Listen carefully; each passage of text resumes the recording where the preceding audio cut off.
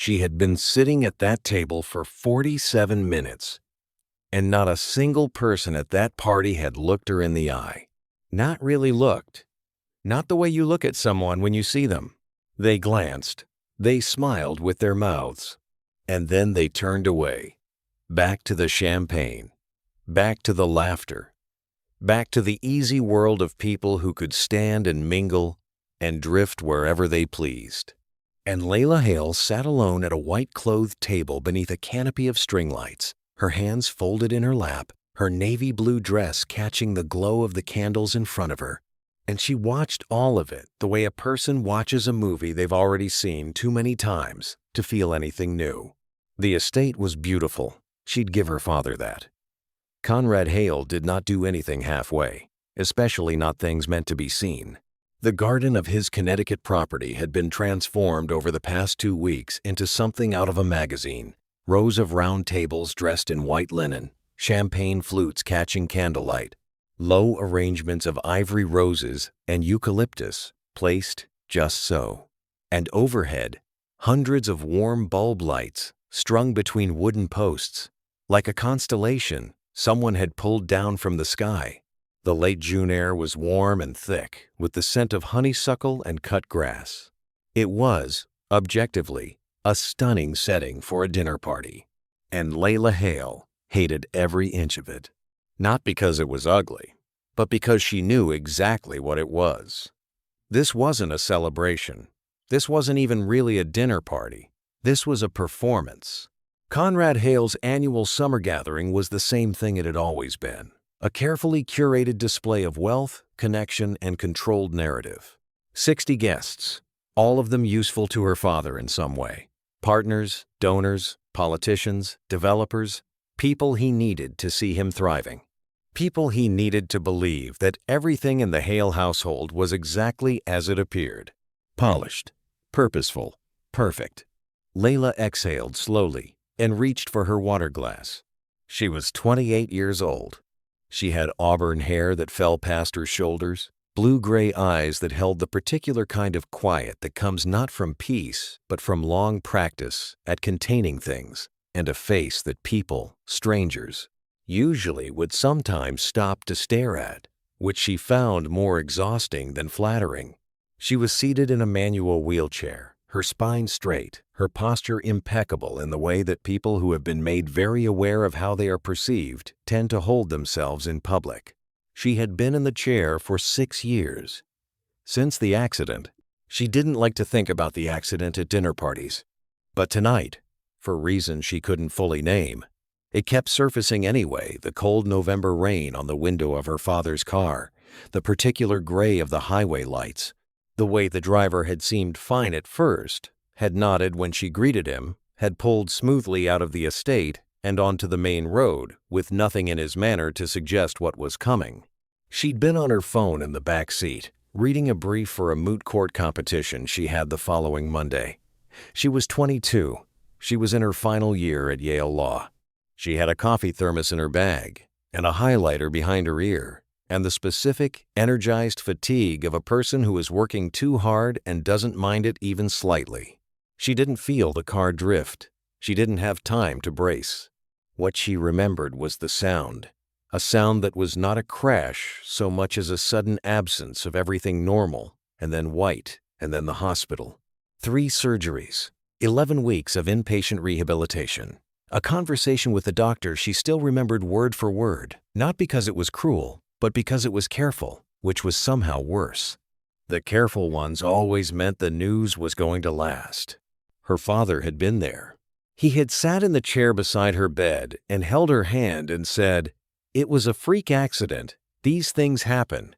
And his voice had broken exactly once, right at the end of that sentence, which she had taken as evidence that he meant it, that the grief was real, that the man beside her bed was her father, and not the managed, executive version of him that operated every other waking hour of his life. She had believed him. She had spent 6 years believing him. She didn't like to think about the accident at dinner parties. But tonight, for some reason she could not yet name, the memory was closer to the surface than usual. Sitting just beneath the string lights and the candlelight, and the sound of 60 people performing ease. She looked across the garden. Her father stood near the bar with 3 men she half recognized: real estate, she guessed, or finance. He was laughing at something one of them said, his silver-streaked hair perfectly styled, his dark suit precisely fitted, a glass of bourbon held loosely in one hand like a prop. Conrad Hale was 61 years old and looked, to most people, like the kind of man who had always been exactly this successful, like it had never been any other way. Layla knew better. Across the table from where she sat, the chair that had been pulled out slightly, her sister Brooke's chair, was still empty. Brooke had gotten up 20 minutes ago to say a quick hello to someone and had not come back. To Layla's right, 2 seats down, her stepmother Vivian stood a few tables away, deep in conversation with the wife of a state senator, her blonde hair swept up into something architectural, her laugh carrying across the garden like a bell struck too hard. Nobody had asked Layla if she needed anything. Nobody had said, "Be right back." They had simply drifted. The way people in her life always eventually drifted, especially in crowds, especially at events like this, where there was always someone more useful to speak to, more amusing to listen to, more mobile to follow.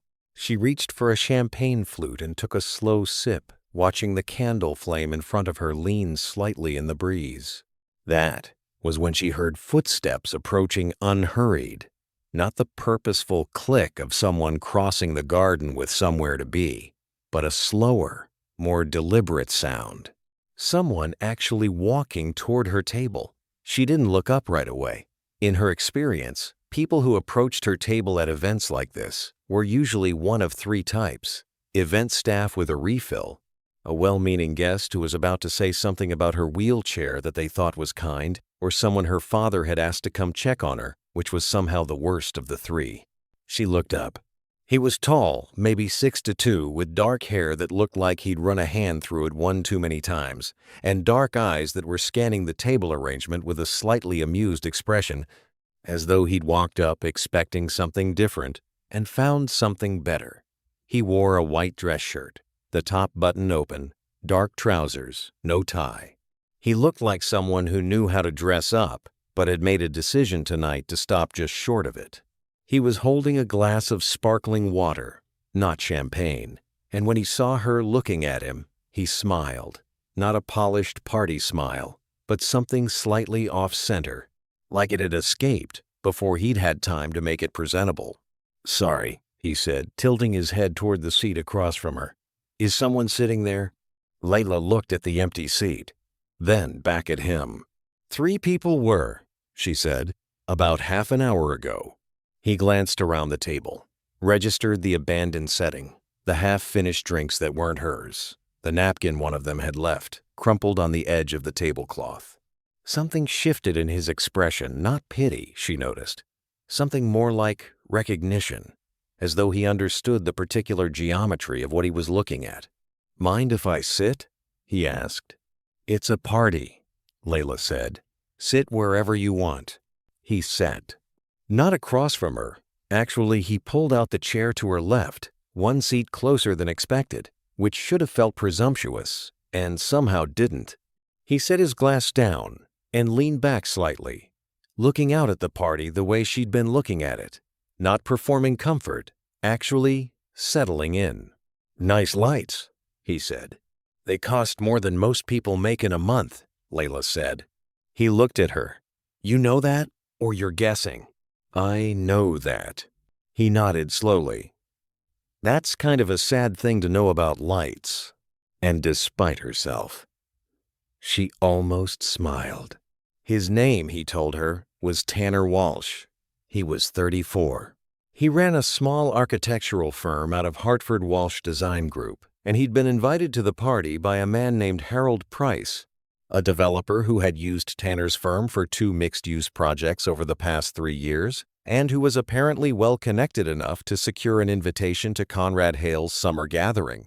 Tanner had come, he said, mostly because Harold had called in a favor, and Tanner was not very good at saying no to Harold, who was 67 and had twice saved Tanner's firm from going under by recommending him to the right people at the right time. And also, Tanner added, my daughter wanted me to go somewhere that wasn't the grocery store or the office, so Layla looked at him. How old is your daughter? 6, he said. 7 in September. Her name is Penny. He paused. She told me I needed to, quote, go talk to nice people and stop being such a homebody. He said it with the very specific dry fondness of someone who is mildly delighted that a child has begun to parent them. She's not wrong. She sounds smart, Layla said. She's terrifying, he said, in the best possible way. There was a pause, comfortable enough that neither of them rushed to fill it. I'm Layla, she said. Hail. Something moved across his face, a brief, careful recalibration. The moment a person realizes they have sat down uninvited at the daughter of the host's table without knowing it. But to his credit, he didn't overcorrect. He didn't get flustered or apologetic or suddenly weird about it. Conrad's daughter? He said. The one he puts near the roses so the seating chart looks balanced, she said. Tanner was quiet for a moment. Then, how long have you been out here alone? 47 minutes, she said, give or take. He looked at her steadily. Why? And here is what you need to understand about Layla Hale before the rest of this story makes sense. Because it will make sense, but only if you understand this one thing first. She was not a fragile person. She was not someone who had spent 6 years waiting to be rescued or pitied or noticed by the right person at the right moment. She had a master's degree in environmental law from Georgetown. She ran a foundation her own, not her father's, that had, in the past 4 years, helped fund clean water initiatives in 3 states. She read voraciously, argued fiercely, and had the precise surgical way with language of someone who had spent years in rooms where she needed to be twice as prepared as everyone else, just to be taken half as seriously. She was, in the word most commonly used by people who admired her from a careful distance, formidable. But she was also, at the end of nearly every event like this one, quietly, exhaustedly alone. Not because people disliked her, not because she was difficult, though she suspected her father would choose that word, but because she existed in a strange in-between place that the world had never quite figured out what to do with. She was the billionaire's daughter, so people assumed she had everything. She was in a wheelchair, so people assumed she was dependent. She was sharp and direct, so people assumed she was cold. They stacked up these assumptions like a wall between themselves and her, and then they wondered why she never seemed to let anyone in. She had stopped wondering that a long time ago. But this man, this architect from Hartford, who hadn't known whose table he was sitting down at, who'd asked, why? She was alone, with the same directness you'd use on a friend you'd known for years. He was looking at her right now, like the wall wasn't there. Because my family is better at this than I am, she said finally. The circling, the networking, they know how to float. She looked down at the wheelchair's armrests for just a beat. I don't float. Tanner was quiet. He didn't say, oh, you can still float in your own way, or any of the things people sometimes said that were meant kindly and landed badly. He just nodded. I don't either, he said. I've been standing near the bar for 20 minutes, trying to look like I belong here. You don't, she said. For the record, you look like you got dressed in a car. I got dressed in a car, he said immediately. And this time she did smile, and it was real, and it surprised her. They talked for a while, 20 minutes, then 30. The conversation moved with the specific ease of two people who have both long since given up performing and have found, unexpectedly, someone else who has done the same. He told her about his firm, about the frustrations and small triumphs of designing buildings that had to be both practical and honest, about how he'd gotten into architecture because his mother had been a public school teacher in Bridgeport who would drive him past buildings on weekends and say, "Somebody thought of that." He told her about Penny, about the particular chaos and tenderness of raising a child alone, about the way she pronounced the word frustrated as frustrated, about the drawing she'd made for his office wall that was apparently a portrait of their house, but looked, to any objective observer, like a house being consumed by a volcano. "She's convinced it's photorealistic," he said. "You let her believe that?" "I have it framed," he said.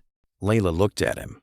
There was something in the way he talked about his daughter, not as a burden, not with the barely concealed martyrdom that sometimes crept into how solo parents describe their situation, but with the easy, unguarded warmth of someone who had chosen this life every single morning and would choose it again. It was a quality she hadn't encountered much in the circles her father moved in, where everything was a strategy, including love. She didn't ask about Penny's mother. He hadn't mentioned her, which meant either the subject was painful or private, and she knew better than to push. She filed it away. "What do?" he asked. "Environmental law. And I run a nonprofit, the Hale Foundation for Clean Water Access." "I've heard of it," he said, and his tone shifted just slightly, from conversational to something more attentive. "You did the advocacy work for the Merritt River settlement last year." She was quiet for a moment. "You followed that?" "My firm does a lot of community development work. That settlement changed what we could propose for a brownfield site in New Haven." He paused. "That was you?" "Mostly our legal team," she said. "But yes." He looked at her with a new kind of attention, not the charitable attention people sometimes gave her. The look that said, "Wow, good for you," the implied, and in your condition tucked behind it. This was the look of someone recalculating, someone genuinely reassessing. It was the look she had worked her entire adult life to earn from people, and still did not receive often enough. "Your father must be proud," he said. The warmth in her expression dimmed, just slightly. "My father," she said carefully, "thinks the foundation is a hobby." Tanner opened his mouth, closed it, looked out at the party. Across the garden, Conrad Hale was now moving through the crowd with the kind of smooth, practiced momentum of a man who had spent 40 years knowing exactly which hand to shake next. And then, as if he'd sensed it somehow, he looked across the garden toward Layla's table. He saw her. He saw Tanner. His face didn't change. That was the thing about Conrad Hale. His face almost never changed in public, but his eyes moved to Vivian, who was standing nearby, and he said something to her, too low to hear at this distance, and Vivian's gaze drifted over toward the table too. Layla watched them look. She kept her face neutral. "Someone just noticed you sitting here," she said quietly. "Is that bad?" Tanner asked. "I don't know yet," she said. And what she didn't say, what she was thinking very clearly, was that it depended entirely on who her father decided Tanner was. Whether he was a problem or a tool. Because here is where the story gets interesting. Here is where the thing that had been buried for 6 years began, slowly, to surface. Tanner Walsh did not know he was sitting at the edge of the most important conversation of his life. He thought he was making a new friend at a party. He thought the most significant thing that had happened tonight was that a beautiful, complicated woman had made him laugh for the first time in a very long time. He had no idea that her name was connected to the worst year of his life. And she had no idea that the accident that had changed her life forever was not the accident her father had told her it was. Not yet. Vivian Hale found her way to the table, approximately 4 minutes after Conrad's glance. She moved with the beautiful, deliberate grace of a woman who had been trained since childhood to take up exactly the right amount of space in a room, not too much, not too little.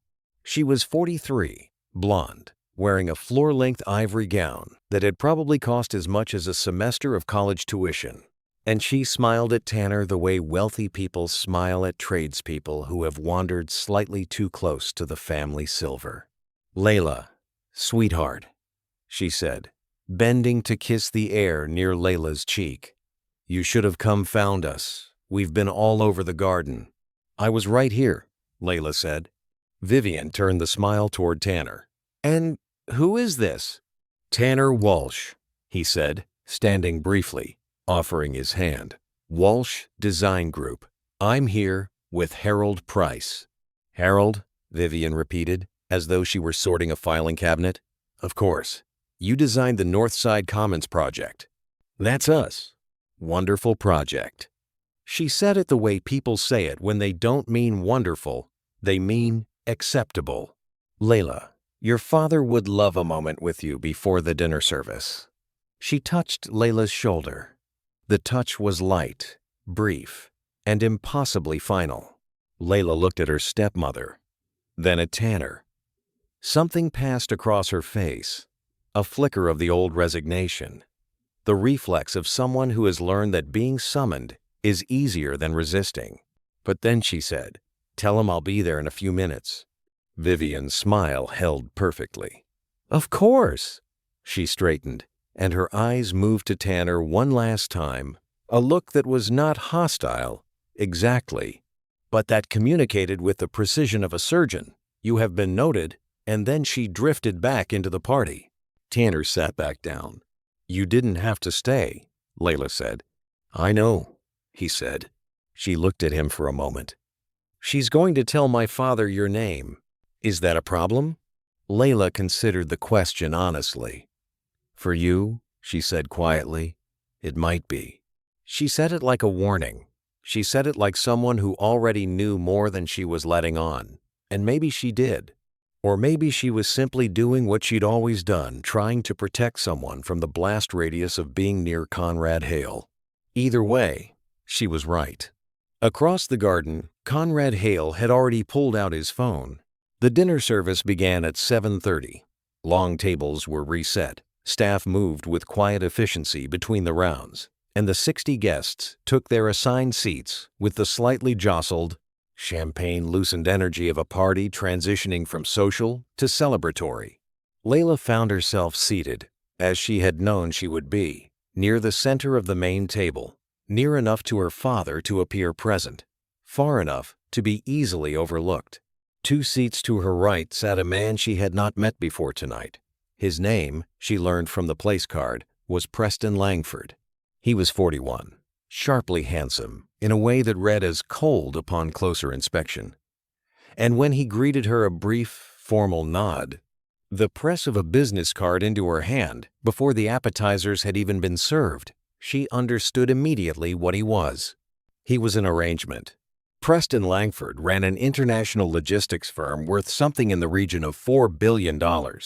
He was, as Layla gathered through 3 minutes of tightly managed conversation, recently divorced, looking to expand his American operations, and very, very aware of who her father was. She had been placed next to him on purpose. She had been placed on display. The thing about growing up as Conrad Hale's daughter was that you learned early to read the architecture of rooms, to see the scaffolding beneath the social performance, to understand that seating charts were messages, that dinner parties were negotiations, that even the roses in the centerpiece had been chosen to signal something. Layla had learned to read it all very well, well enough to recognize, with a cold and settling clarity as the soup course arrived, that her father had spent some portion of the time she'd been sitting alone at that table arranging for her to sit next to Preston Langford, because Preston Langford needed something that Conrad had. And Conrad, apparently, had decided that Layla was part of what he was willing to offer. She ate her soup. Preston Langford spoke with the polished efficiency of a man who conducted most of his conversations as though they were meetings. He asked about her foundation, in the way people ask about a hobby they find slightly baffling a polite interest that was really the scaffolding for a different question. He said the words admirable and worthwhile in rapid succession, which was the verbal equivalent of a pat on the head. He told her about his logistics operation, its footprint across 4 continents, its revenue per quarter, with the ease of a man who expects this information to be impressive and is accustomed to being right about that. He was not impolite. He was simply operating entirely from the assumption that what she cared about was what he had to offer. The assumption of a man who has rarely been told that he is not the most interesting thing in the room. She answered his questions. She did not volunteer anything. When the main course came, and a slight lull opened in the conversation. Preston turned to her with something that might have been, on another face, warmth. "Conrad tells me you live independently," he said. "Your own place in New Haven." "I do," she said. "That must be," he paused, searching for the word, "demanding. Managing everything on your own." She looked at him steadily. "I'm a lawyer with a graduate degree who runs a nonprofit and manages a caseload," she said. "The demanding parts aren't the ones you're thinking of." There was a silence. Preston Langford smiled, slowly, and the smile was different than his previous ones, slightly recalibrated, as though something had come into focus. "Point taken," he said, and for the first time all evening, he was looking at her directly, not at the wheelchair or the careful space her father had arranged around her. It lasted approximately 30 seconds, that version of Preston Langford. Then someone to his left made a comment about interest rates, and he turned, and the moment was over. Layla reached for her wine. She ate her main course.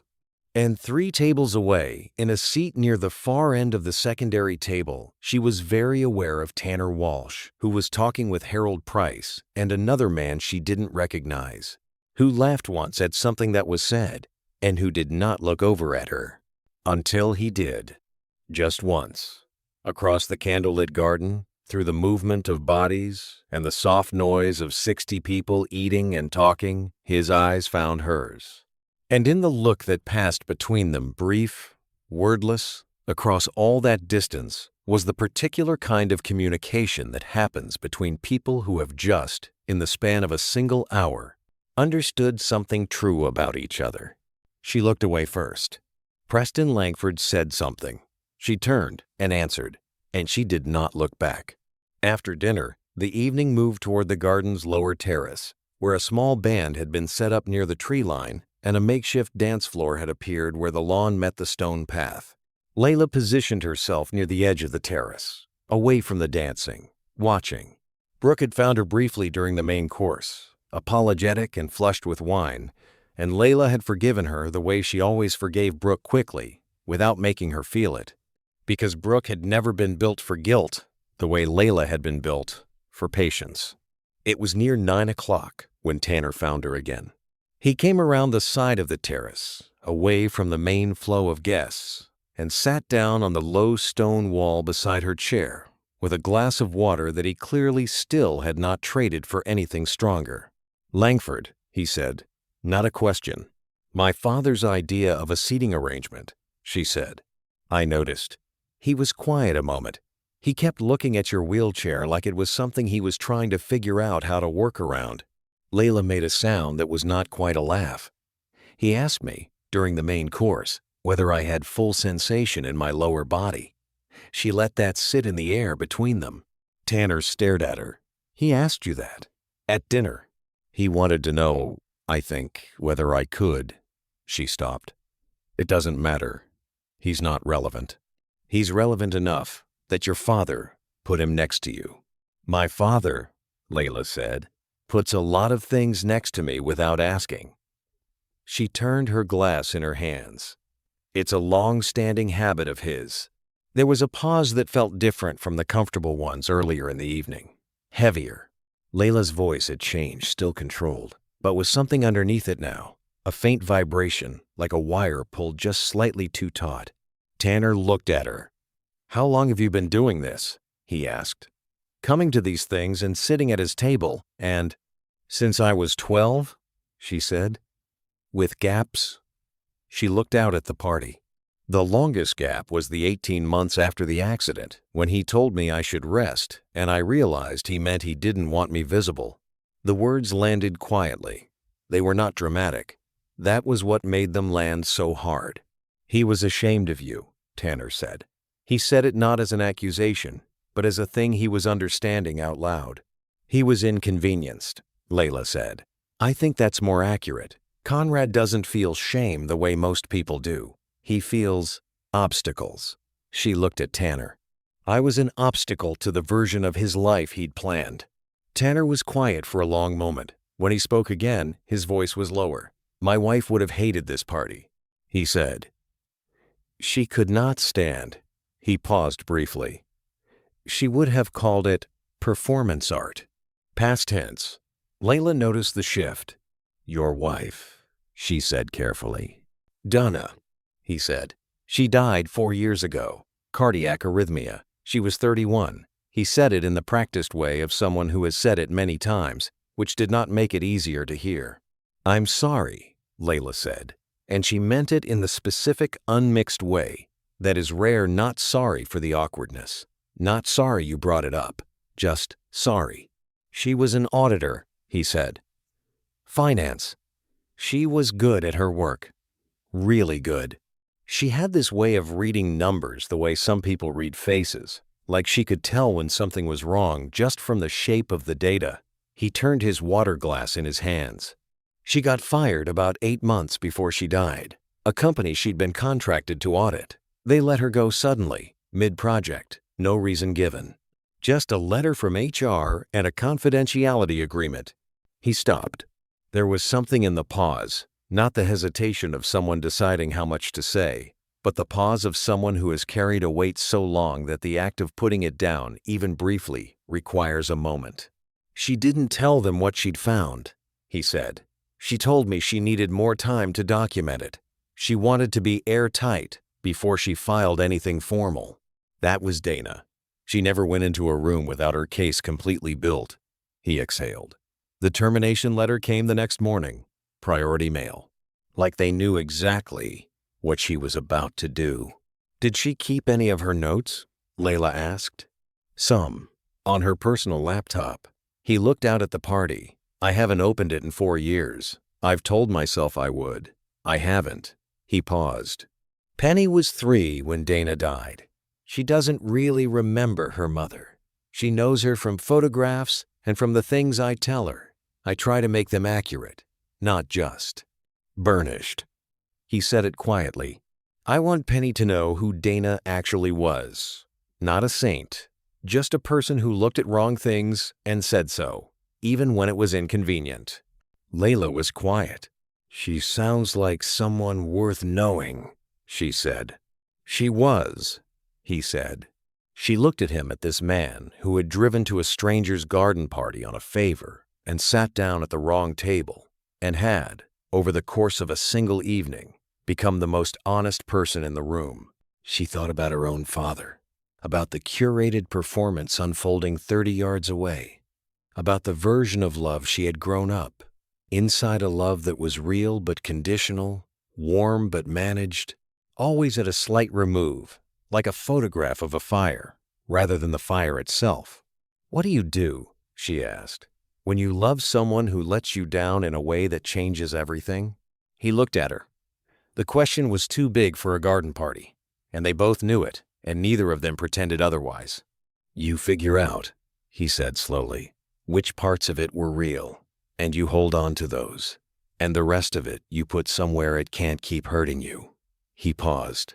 I haven't entirely figured out how to do the second part. No, she said. Me neither. He said nothing. She said nothing. And the quiet between them held everything that didn't need to be said. What company was it called? She asked. The one that fired her. There was a pause that stretched just a beat too long. A subsidiary, he said slowly. I never looked deeply into it. At the time, I was just trying to get through each day with Penny, and then Dana, he exhaled. I never looked into it. What was it called? Layla asked. Her voice was even, careful. Hale Meridian Properties, he said, one of your father's real estate holding companies. The string lights above them swayed slightly in the warm night breeze. The band played something soft and unhurried.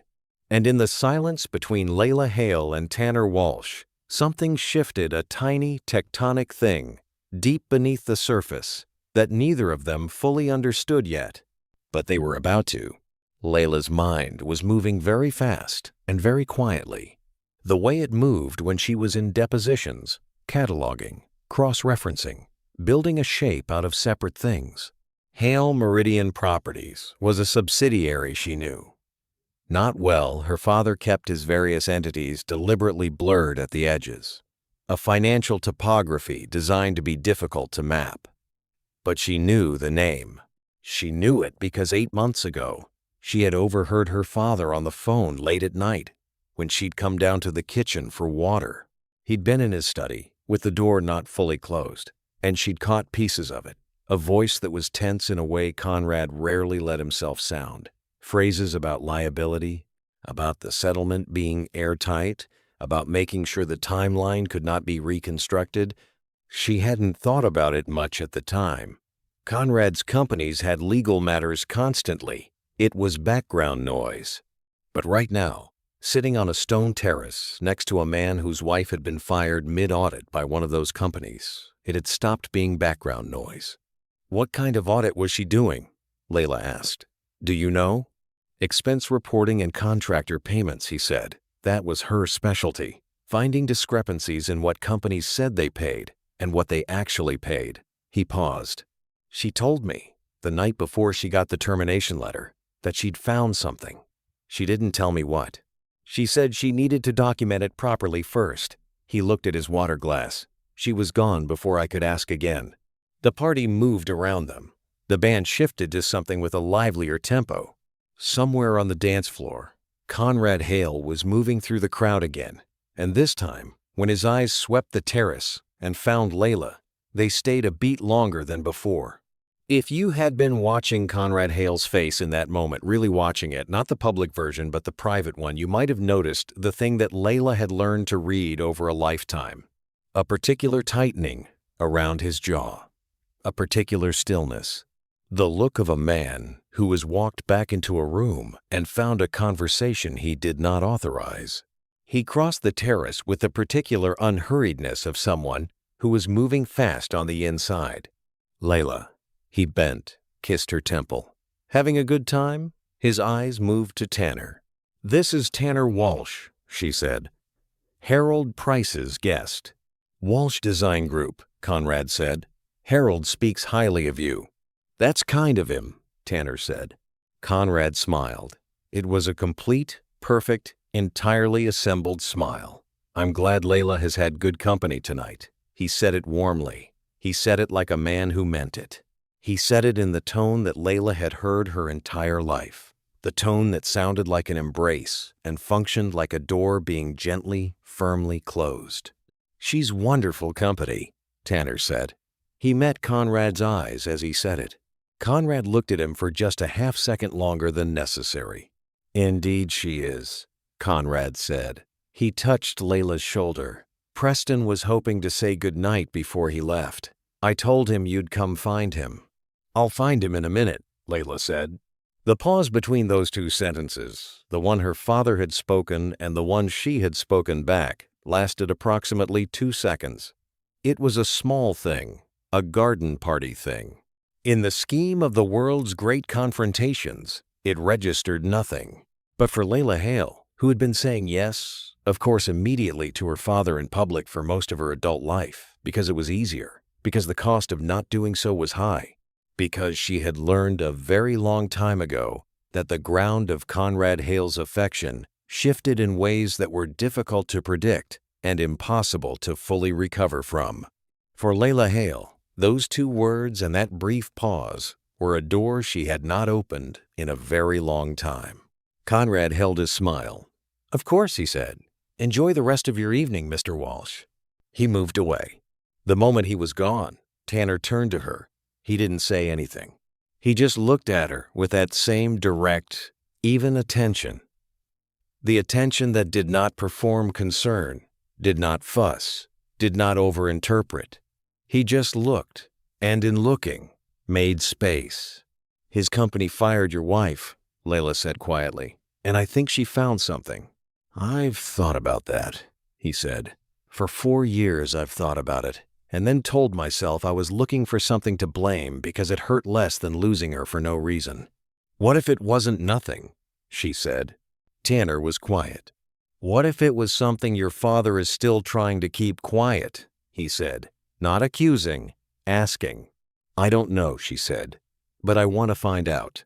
Here is where you need to stop and ask yourself something, because the story is about to go somewhere Layla never intended to go, somewhere that would require her to do the hardest thing she had ever done in her life. And the hardest thing is never the dramatic thing. It's never the moment you expect. The hardest thing, when it finally comes, is always the quiet one. The one you've been avoiding for years? 3 days after the dinner party, Layla made 2 phone calls. The first was to a friend from law school, a woman named Sandra Fitch, who had spent a decade doing financial forensics for a firm in New York. Sandra was methodical, trustworthy, and owed Layla a favor that had been sitting uncollected for 2 years. Layla told her what she knew, what she suspected, and what she needed. Sandra said she'd start pulling public records and contractor filings related to Hale Meridian Properties and its parent entity going back 7 years. She said to give her a week. The second call was to Tanner. She hadn't entirely planned to make the second call. She'd picked up her phone, intending to reach Sandra, and when Sandra's line went to voicemail, she had scrolled past Tanner's number, which she'd entered from the card he'd slipped under her champagne flute as the party ended, quietly, without ceremony, and before she'd entirely decided to do it, she'd called him. He answered on the second ring. "I want to look into it," she said. "I'm not promising anything, but I want to look." There was a pause. "Layla," he said. "I know," she said. "I know what it might mean." "Do you?" She looked out the window of her apartment, her own apartment, not her father's estate. The place she'd worked and fought and saved and borrowed to get to because having her own door that only she held the key to was the most important thing she'd ever built. "I grew up in that house," she said. "I know how my father operates. I know what it means if there's something there." "I'm not asking you to blow up your relationship with your father," he said. "That's not—" "I know you're not asking," she said. "That's not why I'm calling." She paused. "I'm calling because 6 years ago I was in a car accident that put me in this chair, and my father told me it was a terrible random accident, and I've always believed him. And right now, for the first time in 6 years, I am sitting with the feeling that maybe I didn't ask enough questions." Her voice was steady, very steady, the kind of steady that costs something. "And I think your wife might have been asking the right questions, and I think somebody stopped her from finishing." Silence on the line. "My firm hired a driver service for an event," she said. "The night of my accident, my father's charity gala. The driver fell asleep. That was what they told me." She paused. "That was what they told me, and I never thought to wonder who hired the driver, or whether anyone had flagged concerns about that service before, or whether there were any records of payments or complaints that had been buried." She heard Tanner exhale slowly on the other end. "Dana found payment irregularities," he said, "in the contractor accounts." His voice was careful now, like a person moving through a dark room. She mentioned a transportation company. She was about to cross-reference it with an incident report from a prior year. Layla closed her eyes. There it was. Not a theory anymore. Not a feeling. A thread. A thin 5-year-old thread that ran from an auditor who had been fired before she could finish her work, to a driver who had fallen asleep, to a car that had struck a median at 40 miles an hour, to a hospital room that Layla had woken up in, not fully understanding yet what she had lost, to a father who had stood at her bedside and held her hand and said, "It was a freak accident. These things happen, and I'm so sorry." Her father, who had held her hand and looked at her with what she had spent 6 years believing was grief. What she understood now, with the particular cold clarity of a woman trained in law and evidence and the architecture of lies, was that what she had mistaken for grief may have been something else entirely. What she understood now was that Conrad Hale might have known. The week that followed was the quietest war Layla had ever fought. Sandra Fitch pulled the records. It took her 9 days, not 7. Because some of the Hale Meridian contractor filings had been refiled under a different entity name in the middle of a fiscal year, a reorganization, on paper, but the kind that required knowing exactly where to look to find the seam. When Sandra called back, She was methodical and careful with her language, as she always was, because methodical and careful was the only appropriate register for what she had found. The transportation company that had provided the driver for Conrad Hale's charity gala 6 years ago, Meridian Transit Solutions LLC, a contractor, had received substantial overpayments from the Hale organization for a period of roughly 18 months before and 3 months after Layla's accident. The overpayments ran through an expense account in Hale Meridian Properties. 2 months before the accident, there was a formal internal complaint flagged in the contractor management system, a complaint about a driver repeatedly logging hours that exceeded federal safety guidelines. A driver who had twice been reported for falling asleep between shifts. The complaint had been reviewed by a senior operations director at Hale Meridian Properties. The complaint had been closed. No action taken. The driver's contract had not been terminated. And 3 weeks after Layla's accident, the overpayment structure in the Hale Meridian expense account had been quietly restructured. And the internal complaint record had been reclassified under a different document category, one that did not appear in routine audits. Dana Walsh, per the audit access logs that Sandra had been able to obtain through a third-party data provider, had accessed that document category 8 days before she was terminated. Layla sat with this information for an entire day. She didn't call Tanner. She didn't call anyone. She sat in her apartment with Sandra's summary on her laptop screen and the specific sound of a Tuesday afternoon in her building, a child running in the hallway above her, a door closing somewhere, a delivery notification on her phone, and she felt the strange dissociated calm that comes when something you feared is confirmed. The grief and anger were there. They were there completely. But they were also very far away, the way pain sometimes goes during surgery, when the body has other priorities. She thought about her father. She thought about the way he had held her hand in the hospital. She thought about every party she had attended, every dinner she had sat through, every time she had been steered toward a Preston Langford or away from a real conversation, every time she had been told, in the gentle language of wealth and management, what shape her life should take and how much space she was permitted to occupy within it. She thought about a woman named Dana Walsh who had looked at a set of numbers and understood their shape and had been fired before she could tell anyone what she'd found, and had died 8 months later at the age of 31, and whose 6-year-old daughter was being raised by a man who still, 4 years later, could not entirely bring himself to stop looking. Layla picked up her phone. She called Tanner. Sandra found it, she said when he picked up. All of it. The silence on his end lasted exactly 4 seconds. Tell me, he said. She told him. When she finished, neither of them spoke for a long moment. The apartment was quiet. She could hear, faintly, something on his end, a television in another room, or a radio, the soft ambient noise of a home where a child was probably asleep and the house held its breath around her the way houses do. He knew, Tanner said. Not a question.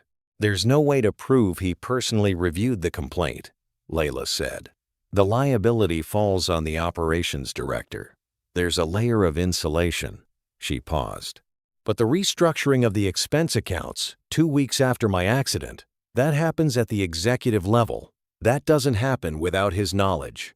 And Dana found the reclassified records. She was 8 days from being able to document the connection. Layla's voice was very steady. If she had finished her audit and filed her report, it would have opened up significant liability. Civil, potentially criminal. The kind of liability that would have ended his career and possibly put him in a courtroom. Tanner was quiet for a long time. So he fired her, he said. His team fired her, Layla said carefully. I don't know how direct his involvement was in that decision. I don't know if he knew who she was or just knew that an audit needed to stop. She stopped. But he knew. About the accident, about the driver, about what was in those files. Her voice caught. Barely. He knew that he could have prevented it. And he held my hand in the hospital and he never said a word. More silence. Layla, Tanner said. I know, she said. What are you going to do? She had been asking herself that question for 24 hours. She was a lawyer. She knew exactly what this information could do in the right hands. She knew the filings, the discovery process, the weight of properly documented evidence. She knew that Sandra's work, combined with the access logs and the timeline, was enough to open an investigation that Conrad Hale could not manage his way out of with charm and reorganized expense accounts. She also knew that doing it would cost her the last remaining version of her father, the one she'd been holding on to, faint and compromised as it was. The version that had once, when she was 9 years old, taken her to a lighthouse on the Connecticut coast and pointed at the horizon and said, "You can go anywhere from here, Layla, you know that." She'd believed him then. She'd spent her whole life half believing him, even when the evidence suggested otherwise.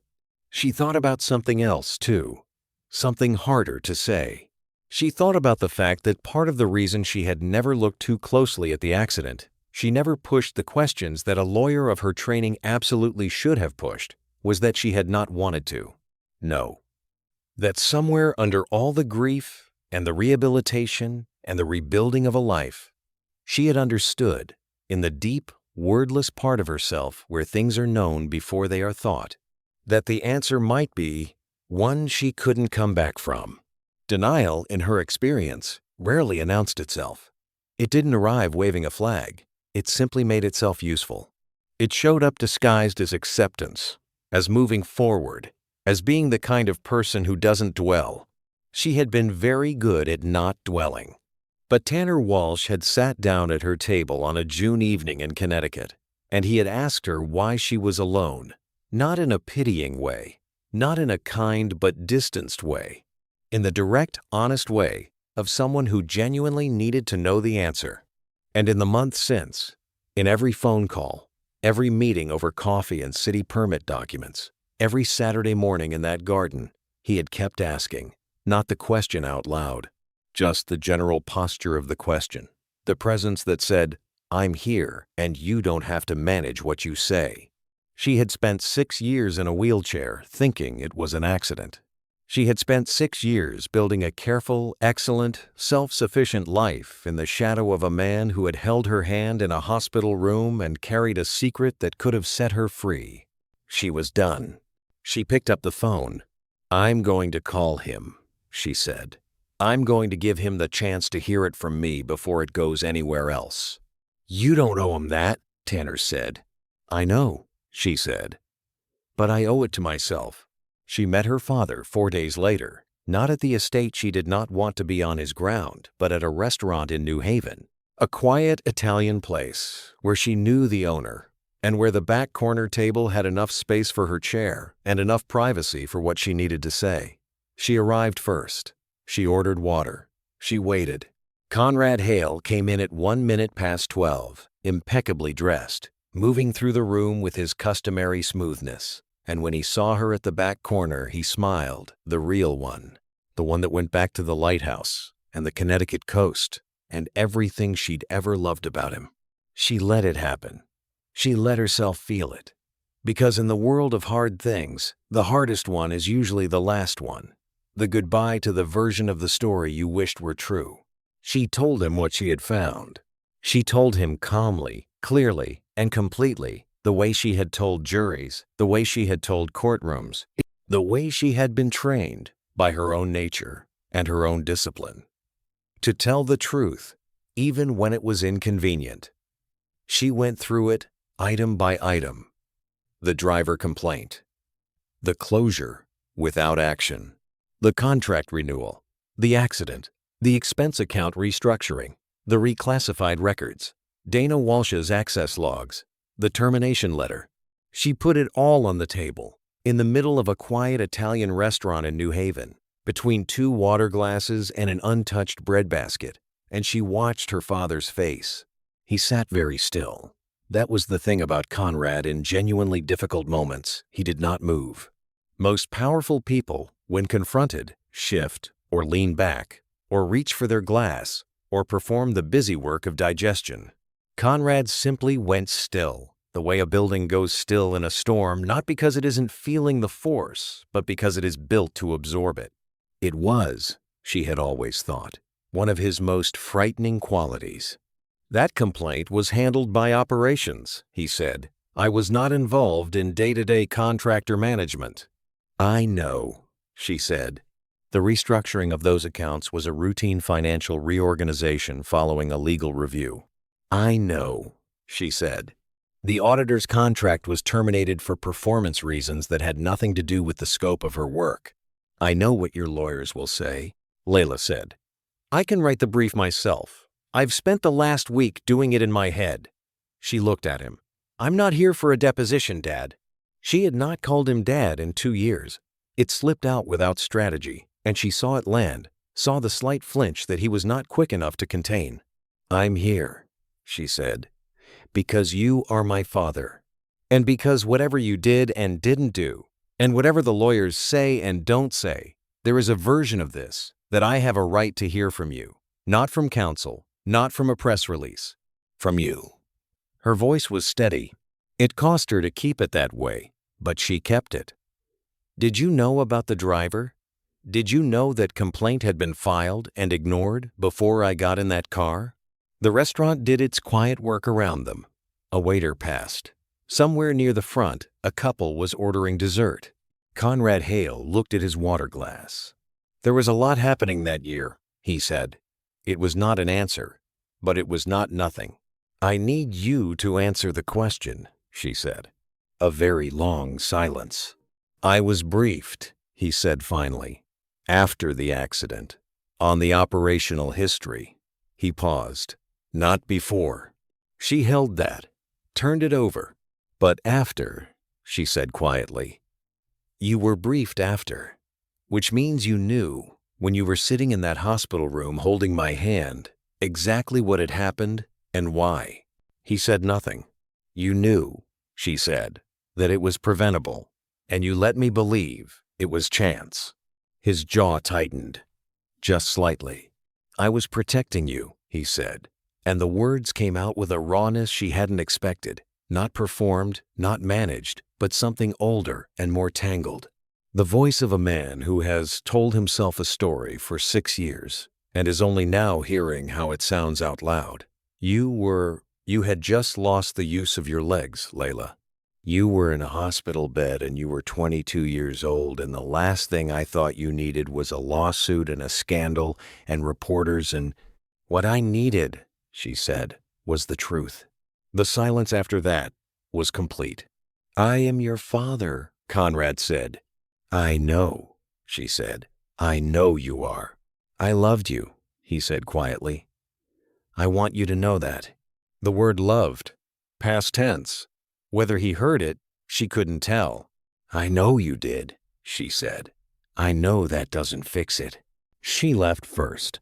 Outside on the sidewalk, in the warm July afternoon, she took 3 deep breaths and then called Tanner. He answered immediately, which told her he'd been waiting. Done.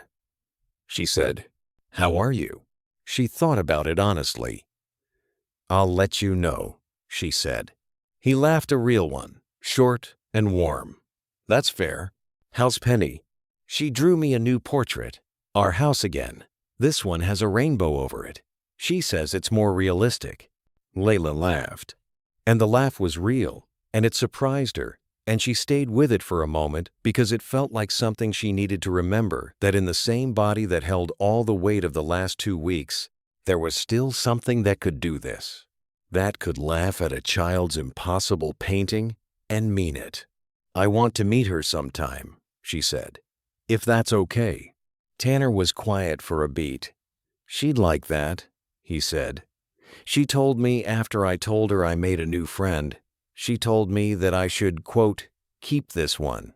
You told a 6-year-old about me? 7 in September, he said. And yes, she has opinions. Keep this one, Layla repeated. Noted. She let herself smile. Let herself stand in the summer afternoon and feel the strange, specific lightness of a woman who has carried something for 6 years and has finally set it down, not gently, not without cost, not without grief, but set it down completely, with both hands, on solid ground. What happened next happened over the course of the following months. And it happened the way real things happen, not all at once, not dramatically, but in the accumulated weight of small true moments. Sandra Fitch's documentation was turned over to a financial crimes attorney who filed it with the state AG's office in September. The investigation was quiet at first, then not quiet at all. By November, 3 senior executives of Hale Meridian Properties had retained criminal defense counsel. The operations director at the center of the complaint record made a decision in the way that people at the center of things sometimes do when the walls begin to close to cooperate. Conrad Hale was not indicted. The layers of insulation he had spent years building held, as they were designed to hold. But 2 of his subsidiaries reached civil settlements that were reported in the financial press. Harold Price called Tanner to say that Conrad Hale had formally withdrawn from 2 projects they'd shared. The summer gathering the following year was not held. Vivian Hale filed for divorce in the spring. Layla did not attend her father's press conference, which was brief and careful and read as though every word had been approved by 4 lawyers. She watched 3 minutes of it and then turned it off. She had a lunch to get to. Tanner had found, through a local nonprofit in New Haven where he did some volunteer design work, a woman who ran an accessible community garden project, raised beds, paved paths, the whole thing designed for wheelchair users and people with limited mobility. He'd called Layla about it because the project needed a legal advocate. The city had raised some zoning complications, and Layla knew the right people to call. She'd taken the case. That was where they saw each other most now. Not at dinner parties, not across candlelit tables, at a city council meeting, arguing with a zoning officer. In the back booth of a diner in New Haven, going over permit documentation over coffee, at the garden itself, on a Saturday morning, where Penny had come with them for the first time and had spent 45 minutes trying to convince a group of volunteer gardeners that her drawing of the raised beds was a more accurate depiction of the project than the architect's rendering. "She's not wrong about the color scheme," Tanner said. "She used crayon," Layla said. "Crayon can be visionary," he said.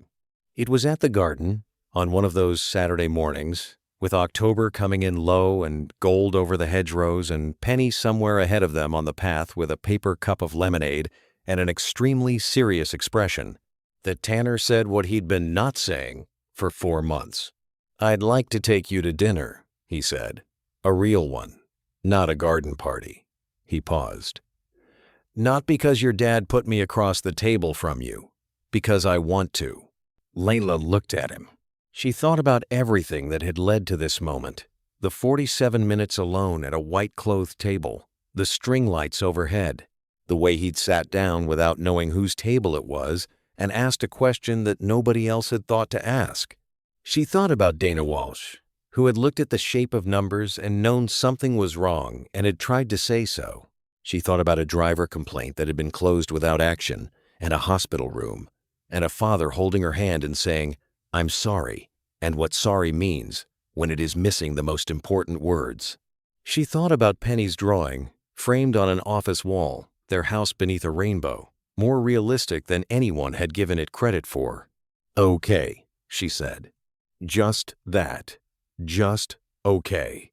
But in the way she said it, not with the practiced, managed neutrality she'd spent years perfecting, not with the distance that protected her from the blast radius of other people's choices in the clean, open way she said it, looking at him directly in the gold October light. It held everything she hadn't said for the last 4 months. And Tanner Walsh, who had driven to a stranger's garden party on a favor and sat down at the wrong table and asked the right question, smiled. Not a polished smile, not a party smile, the one that escaped before he could make it presentable, the one she had decided, somewhere between a city council meeting and a Saturday morning and a child with a paper cup of lemonade, that she liked most in the world. Some people spend their lives being arranged, placed at tables, assigned to seats, positioned near the right people, by someone who has decided what their life should look like from a distance. They are steered and managed, and eventually they mistake the motion for direction. They mistake being moved for moving. Layla Hale had been positioned at tables all her life. Until the night that she sat alone, under string lights, at a white-clothed table at her father's garden party, and a man with a glass of sparkling water and no tie walked over and sat down without asking whose table it was and looked at her, not at the wheelchair, not at the last name, not at the seating chart implication of her proximity to the roses, but at her, directly, and said, "Why are you here alone?" It was a small question. It turned out to be the most important one anyone had ever asked her. If this story found you somewhere you needed it, drop a comment below. We read every single one. And if you've ever been the person sitting alone at a table that everyone else drifted away from, this one was for you. We'll see you in the next one.